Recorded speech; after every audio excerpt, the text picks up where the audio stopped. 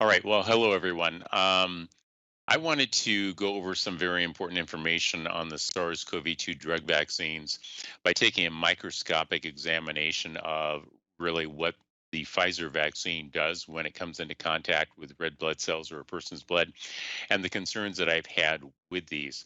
The investigation that you're going to see was a combined project between Dr. Kevin McCarran, PhD, neurobiologist in Japan, originally from the UK, and myself.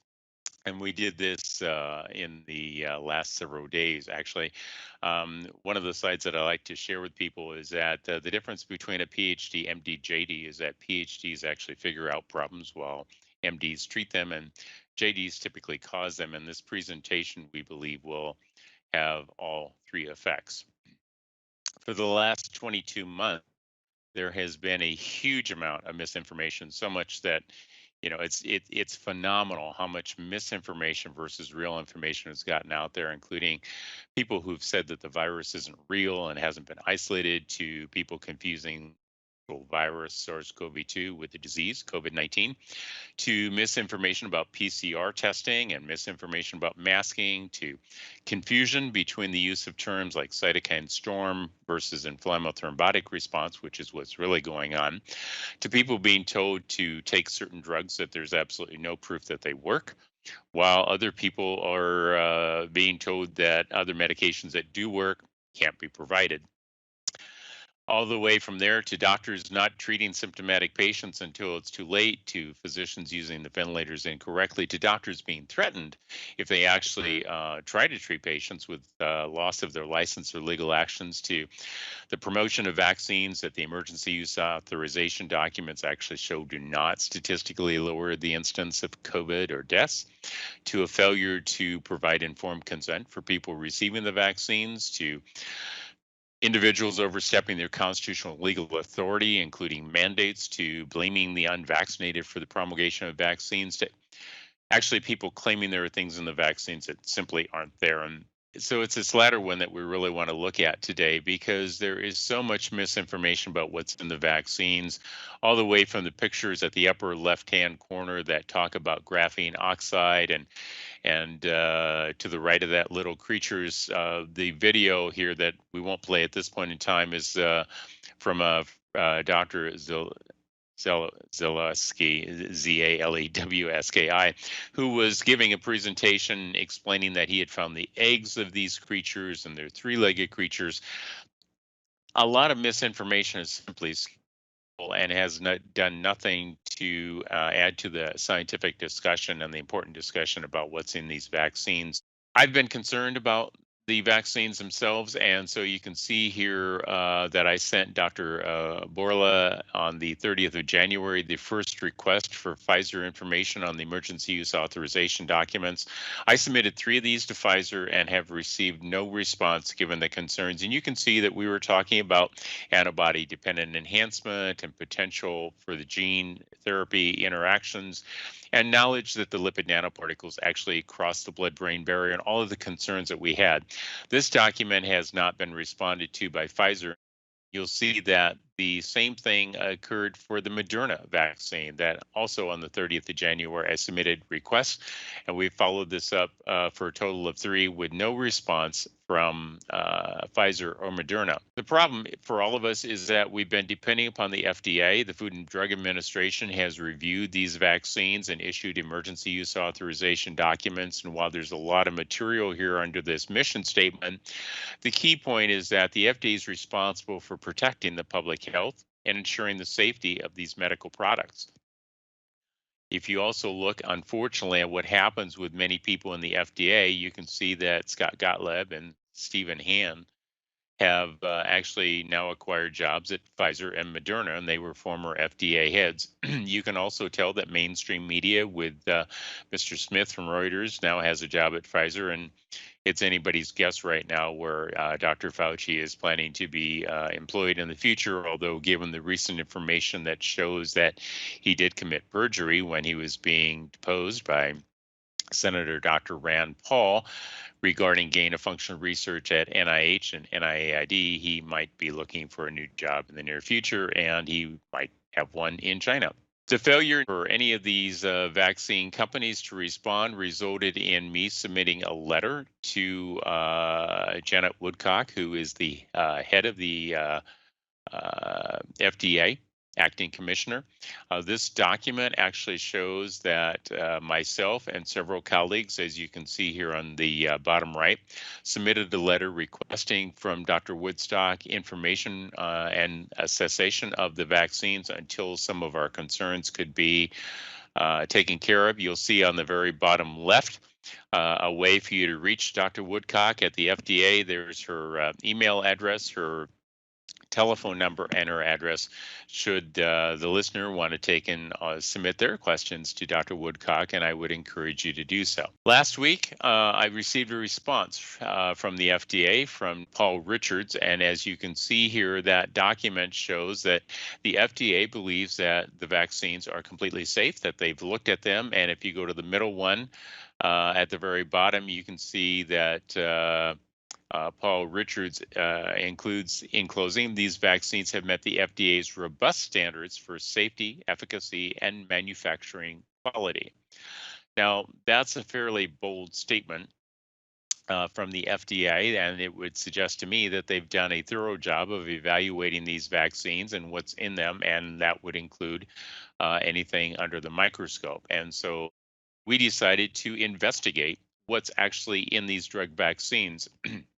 But we did more than people have done in the past with simply putting drops of the vaccine under a microscope. My real question, and Dr. McCarron's question, was what does this drug vaccine actually do when it hits the blood? And we know that these vaccines travel around the body, which means they're clearly in the blood. This has been known since 2017. Moderna lipid nanoparticle research showed that the vaccine spread all over the body. So we conducted some research, which included light microscopy. You can see the microscope here, human blood. We actually took Dr. McCarron's normal saline, the Pfizer BioNTech vaccine, and recording equipment. You're going to see bits and pieces of what we saw under the microscope, both real time and then some static pictures. This is Dr. McCarron and myself and Professor Luc Montagnier. All three of us have provided affidavits to the International Criminal Court for a case that's been filed jointly between the UK, France, Slovakia, and the Czech Republic. So here's what we tested. We looked at Dr. McCarron's blood under the microscope so that you can see what blood looks like, just by itself with nothing else happening.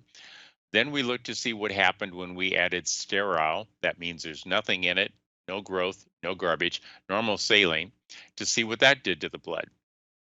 We then followed that up by checking to see what happens to the blood when we injected some of the Pfizer BioNTech drug vaccine.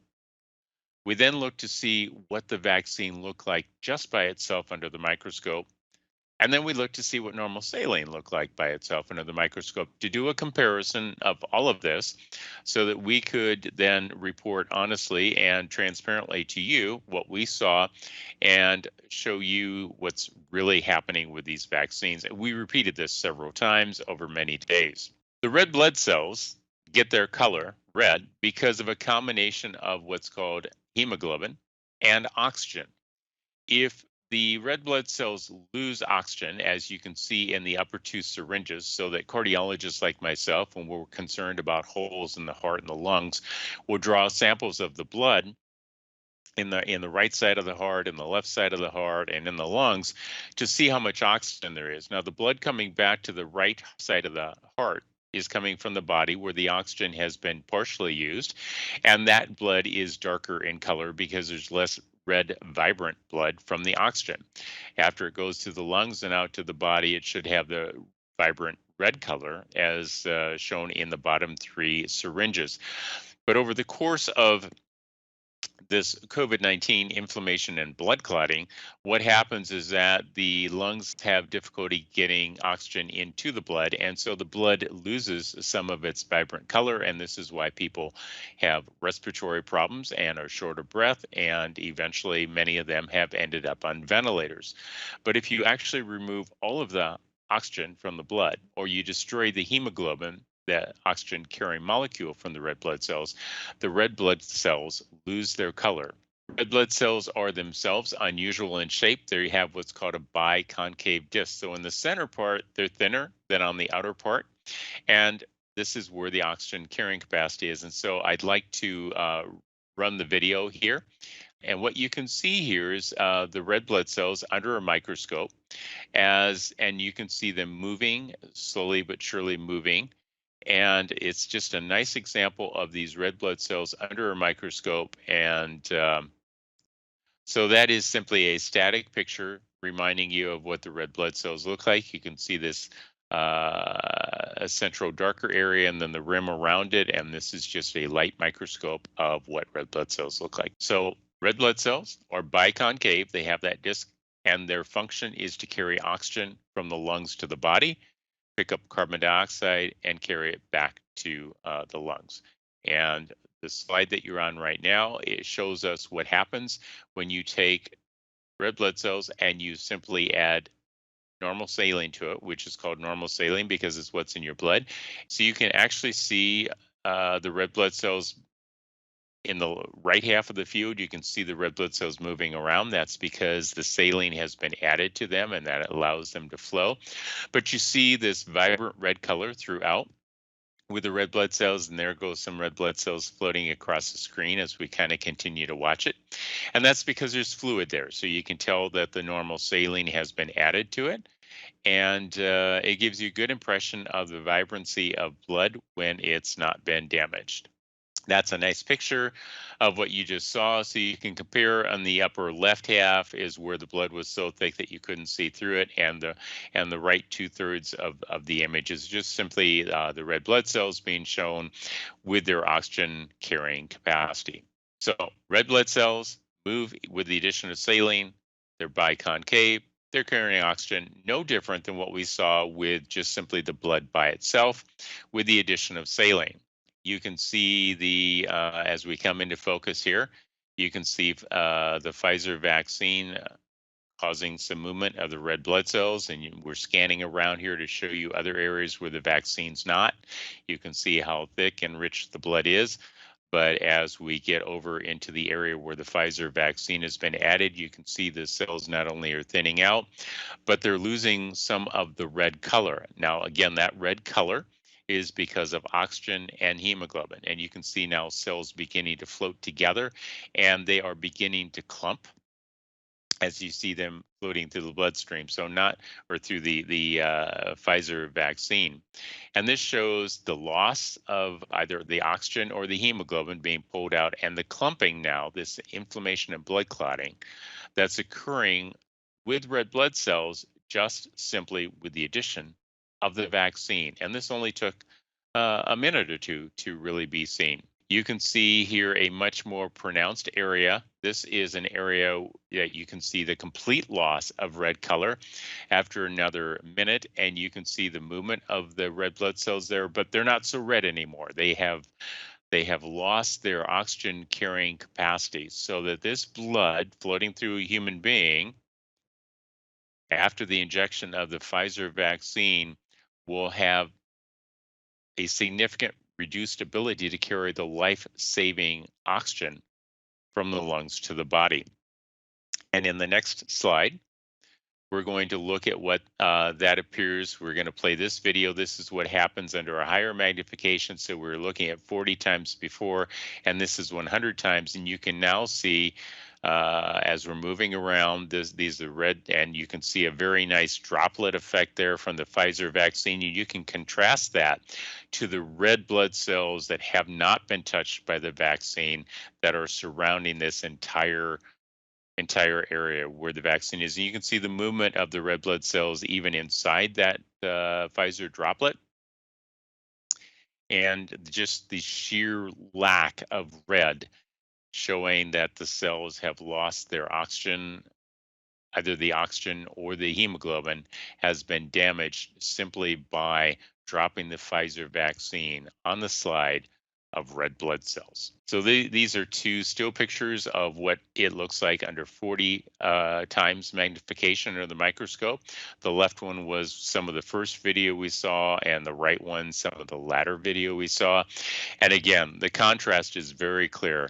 The area of the red blood cells affected by the Pfizer vaccine shows a marked discoloration. There's loss of the oxygen, which means either the oxygen itself has been pulled out or the hemoglobin that carries the oxygen has been damaged, which means the oxygen is no longer in the cell. And this is the consequence of Pfizer vaccine being added to human blood. This is not compatible with a good outcome, as we've seen over and over and over again with deaths and injuries in the VAERS reporting system. Under 100 power, you can see the contrast again, with the left side being some of the first images. You can see to the left half the loss of hemoglobin, the loss of coloration from the Pfizer vaccine, and to the right part of that image are the red blood cells that weren't affected by the Pfizer vaccine. And then in the right half of the image, you'll see that second picture that shows that huge area that's just a single droplet effect of the Pfizer vaccine on red blood cells and the complete leaching out of oxygen. It's very clear from these videos, and we have more, and we did this multiple times, that the red blood cells, once the Pfizer vaccine is added, become paler. That means that the oxygen has been lost, they're desaturated, and the videos show that those red blood cells were beginning to clump, and this was in a matter of minutes of just simply being exposed to the Pfizer vaccine. There you go. There's one of the things that we often see. So this looks like more crystalline garbage crap. Mm-hmm. But we keep seeing this a lot. Don't see it on the slides, but you see it in the vaccine. Yeah, but this isn't a living creature of some sort, or I mean, this is garbage. Yeah. I'm not. It's just aggregations, and we've seen like crystalline. So you can see to the right of it, there's like there's a fiber-like structure sort of coming in and out of focus. Yeah, I see that. And there's some down here, and I mean, how do you get by with this? I mean, how does this pass quality control? I have no idea. I mean, the only thing that I've said is that this is done with minimum wage for the skill set that's required to mass produce it. Right. I mean, they geared this up so fast that I don't think that they had the people trained or to do the job. I think they had many years. They were going to go for Zika. All this infrastructure was in place, and that's how they could spin it up so quickly. And you know, I hate using their words "plandemic," but here's a lot of fibers. So you can see here a tremendous amount of garbage material in the Pfizer vaccine. There's no little creatures. There's no graphene showing up. There's lots of lipid nanoparticles, but there's other crystals, and there's fibers, and there's garbage that simply would not pass quality control. And for the FDA to say that they are happy with the end product of this, and that it meets manufacturing specifications, this is not what you would approve to inject inside of a human being. It's never been acceptable to inject this type of garbage inside of a human being.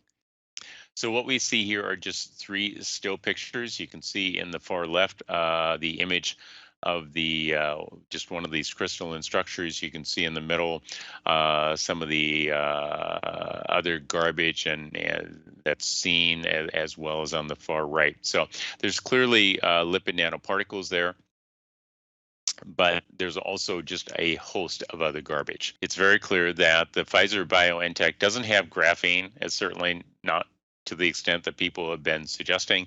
There's no microchips, there's no alien life forms. All of these conversations have made it very challenging to address what these drug vaccines really do. But it does appear, it is very obvious, and we had 5 different vials of the Pfizer vaccine that we analyzed. that there's considerable degree in garbage, all of which violates accepted standards for product liability. And certainly it's not in keeping with the expected safety that the FDA is responsible for guaranteeing either an improved product to inject into people, independent upon whether that product is fully approved or authorized for use under the emergency use authorization. So by contrast, you can see what normal saline looks like. 3 to 6 o'clock, that's the whiter area, shows the slide, and above that is the fluid, which is normal saline. And you don't see Japanese garbage saline. floating around the in the normal saline. This is not your how would you say?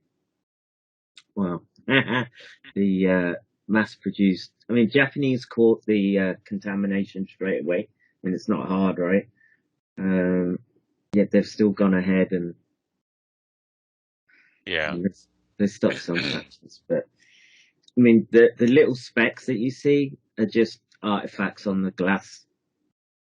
So this, I mean, that's Dr. McCarran and myself talking as we were analyzing this under the microscope and recording it. You can actually see this is normal saline. You don't see crystalline garbage. You don't see fibers. You don't see other strands.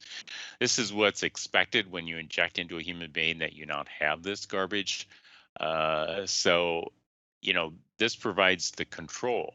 And this was the same normal saline that then was put into the red blood cells, as you saw earlier, that simply caused the red blood cells to float in fluid, the saline, but didn't cause any damage to the red blood cells as the Pfizer vaccine did. So this is a nice little example for people of some of the artifact that has actually been seen. In the upper left hand, you'll see the streaks going across the glass. That's what fluid looks like when it's drying out under the microscope, and much of the artifact that you're seeing, there's nothing but the drying of the fluid. And then below that, you see those big round rings that many people have talked about being nanoparticles in the vaccines. Those round rings are nothing but air bubbles on a wet mount, and which means that you have a slide that you put something with fluid on. And then to the right, A, B, C, and D, this is actually what eggs look like under the microscope of a variety of different parasites. And nothing like that has been shown, including in that initial video that showed the supposed three-legged creature. There are no three-legged creatures in these vaccines. There's just a bunch of garbage. So the normal saline follows accepted product liability and FDA guidelines, and has no garbage in it. The only artifacts that you actually see are the slides themselves, the quality of the slides, because obviously, depending upon who buys the slides, if you're using them in a routine lab versus a pathology lab, that you're going to get different manufacturing qualities of that. And that's why it's important to compare these slides: normal saline, Pfizer vaccine, red blood cells with normal saline, red blood cells with Pfizer vaccine. So you can compare. And then the difference isn't due to what's on the slide or the quality of the slides, but what's really happening as a result of the vaccine and the normal saline. So under the microscope, it's very, very clear that the Pfizer vaccine is filled with a lot of material that simply fails to meet accepted standards for a product to be injected into people, whether it be a drug vaccine or anything else. This demonstrates a complete failure on the FDA's part, particularly when they went ahead and filed letters and documents and sent it back to me that said they're happy with the product that's out there. Well, if they're happy with the product that's out there, it either means that they haven't looked at the product, or they've decided that there's a new standard of garbage that's allowed in drug vaccines that isn't allowed in anything else that's an FDA product. There's a new issue here that comes up with this, which is that the drug vaccine manufacturers have had a certain immunity from liability in the past as to reactions to the drug vaccines, but that presumes that it's just the drug vaccine. There's a different product liability issue now that is before us, and it's strict liability. which is the selling of a defective product that unreasonably threatens a person or consumer. That promotes a new legal liability. And so, for all the attorneys listening to this and anybody involved who's had a problem, this opens the legal lawsuit opportunities for addressing these vaccines, because this is now a strict liability, product liability lawsuit issue, not an issue of the vaccines themselves. Again, using the FDA's own words. I mean, this is Paul Richards in response to the letter that I submitted to the FDA, that they continue to monitor these vaccines, that they have every confidence in these vaccines, that we can be assured that the FDA is doing its job and unwavering in its commitment to us. Again, that the vaccines have met the FDA's robust standards for safety, efficacy, and manufacturing quality. These are not the standards required by the FDA for products. These products, what we've seen here from the videos and the still shots, show that the Pfizer vaccine itself causes a desaturation of the blood, removing the oxygen from the red blood cells, which is the function of the red blood cells to get oxygen around the body. We've seen it in and on the left half of this with the loss of vibrant color from the red blood cells, showing the oxygen has been pulled out.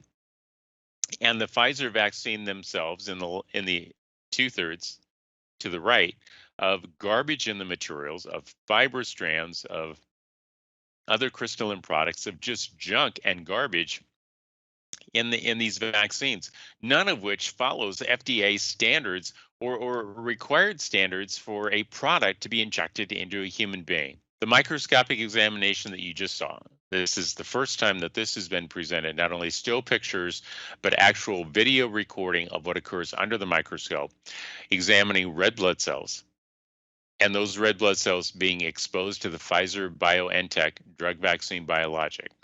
It clearly showed the red blood cells lost their oxygen carrying capacity. It clearly showed the red blood cells beginning to clot together, this inflammatory thrombotic response. And it clearly showed significant contamination in the Pfizer BioNTech drug vaccine biologics. We're calling upon the FDA and others to repeat this. Anybody with a microscope, recording equipment, normal saline, Pfizer vaccine, Moderna vaccine, any of these drug vaccines, and blood can repeat this experiment. You don't take my word for it or Dr. McCarran's word for it. This is video. This is evidence now being presented to the world, and it can be repeated by any reputable scientist who has that equipment. And the FDA has an obligation. Its mission statement is to protect the public. It has not protected the public. It has failed. It provided EUA documents approval when the documents showed there was no benefit from the vaccine statistically in the number of COVID or cases or deaths.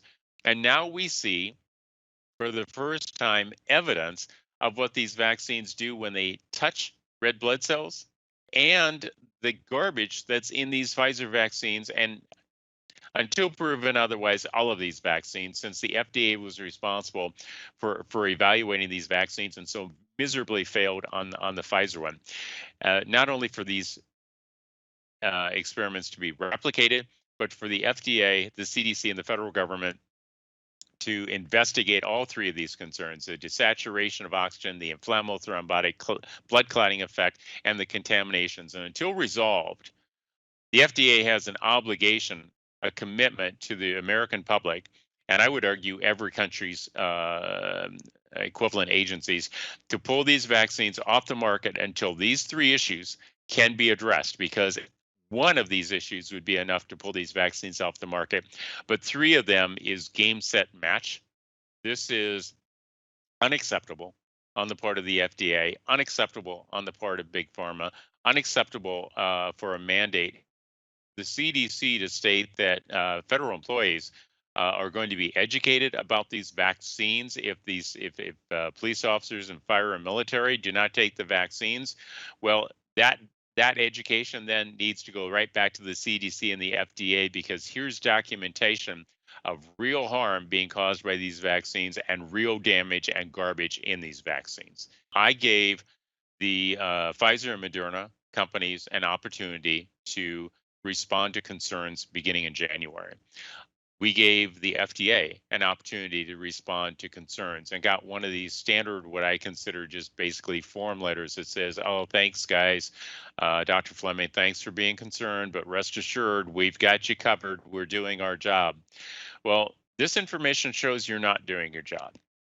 You've got vaccines that are garbage, allowing garbage and debris to be injected into people. We very clearly show that the red blood cells were normal. We showed that the red blood cells responded normally to normal saline, that nothing unusual happened.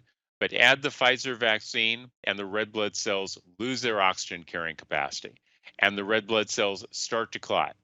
This is exactly what I laid out in the 1994 theory of the inflammatory thrombotic response. This is exactly what we're seeing with the VAERS reporting. This is exactly what we're seeing with neurologic harm, with heart, with cardiac harm, with blood clots occurring in the body. This is proof positive that these vaccines cause this type of damage under the microscope just simply by being added to the blood of a human being. And with that, I want to say thank you. And I think it's time for the FDA and CDC to actually do their job instead of giving it lip service.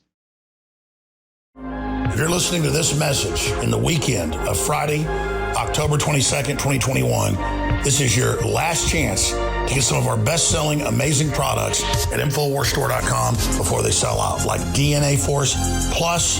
That is the ultimate formula out there for strengthening your telomeres and the very engines of your cells. I mean, it's got a big dose of the highest quality PQQ and CoQ10 and a bunch of other key ingredients that God gave us through nature that are simply amazing. It's 40% off. This product's been sold out for 6-7 months because of supply chain breakdowns, because we would not cut the quality of the ingredients. We could cut the quality all day and buy crap from China and never be sold out, but we're not doing that. This is the highest rated. It's 40% off. The sale ends on Monday. 40% off DNA Force Plus and a limited supply of Brain Force Ultra as well. It'll be sold out on Monday. It's 25% off. So support the Infowar while getting great products at the same time. Thank you all for your support. InfoWarsStore.com.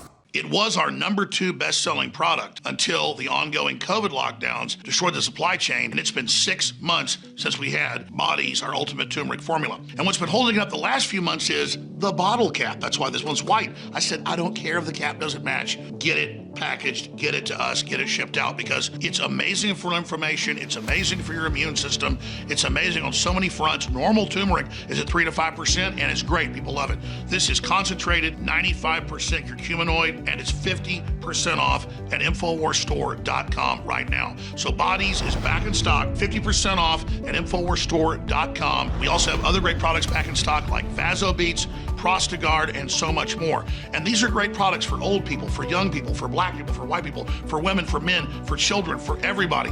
These are products that enrich your life. So Body's Ultimate Turmeric Formula back in stock for a limited time at InfoWarsStore.com. Get yours while you still can.